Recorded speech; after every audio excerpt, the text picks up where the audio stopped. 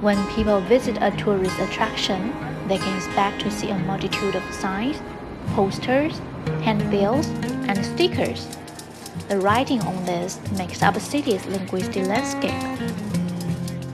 Sydney Opera House, the most authentic, iconic building of the city of Sydney, stays in a highly multilingual and multicultural country in the world. The location of Sydney Opera House is also next to some linguistic diverse communities, especially Northern European, including German, Dutch, and Finnish, with a smaller proportion of communities of Eastern Asian, like Chinese, Japanese, and Korean. Living in Sydney, we come in contact with the city's linguistic landscape every day, and by observing them, we can gain insight into this area's cultural or social background. So, how's the linguistic landscape in this area? Now let's look at public signs by the government agencies. There are several multilingual public signs in the context of tourism. There is a board in the ground level that writes "See you soon," with English placed in the first, followed by French, Spanish, Chinese, Japanese, and Korean. Similarly, in the Welcome Center, a multilingual text in a lightbox asks the guest to deposit the handbags that are bigger than permitted size. It is surprising to find that, in this discourse, instead of putting every language in the same page, each language receives one-page occupation. However, English carries high informational value than other languages.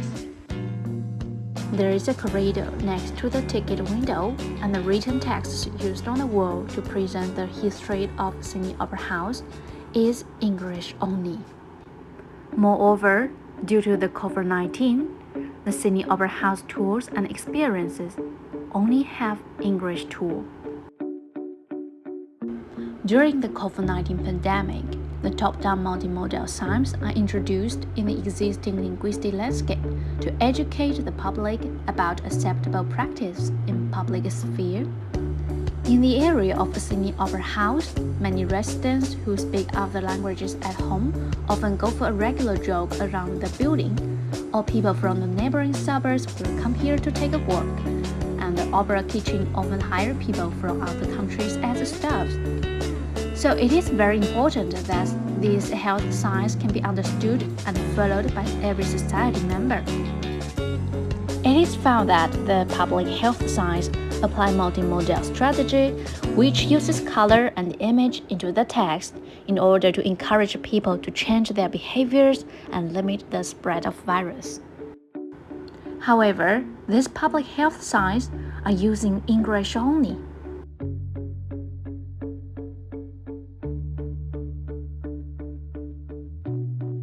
According to the statistics, around 800,000 people in Australian population do not speak English fluently.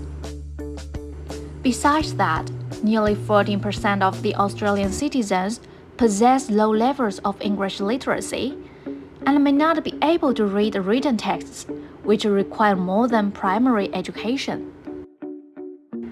Despite the multilingual composition of the staffs and local residents, linguistic diversity is not visible on top-down public signs. More specifically, a majority of signs appear monolingual English dominance when coming to the public dissemination of important messages about safety. Besides top-down items, we still have something interesting about bottom-up items around Sydney Opera House too. First, in the souvenir stores, we found various payment methods with original signs on the doors. For example, Visa, MasterCard, UnionPay, WeChat Pay, and so on. The different payment methods satisfy customers from different places.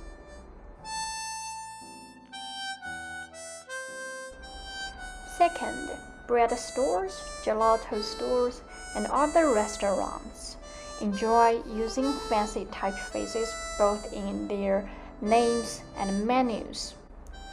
They also like using handwritten titles and menus on their own blackboard to attract visitors. Third, are these bottom-up items multilingual or monolingual? Well, it is very interesting when examining these items. We found French restaurant, Japanese restaurant, and Cantonese restaurant. However, French and Japanese restaurants only use several French or Japanese words in their menu, unlike the Cantonese restaurant offers bilingual menu for customers. Here, English is still the dominant language in bottom-up items.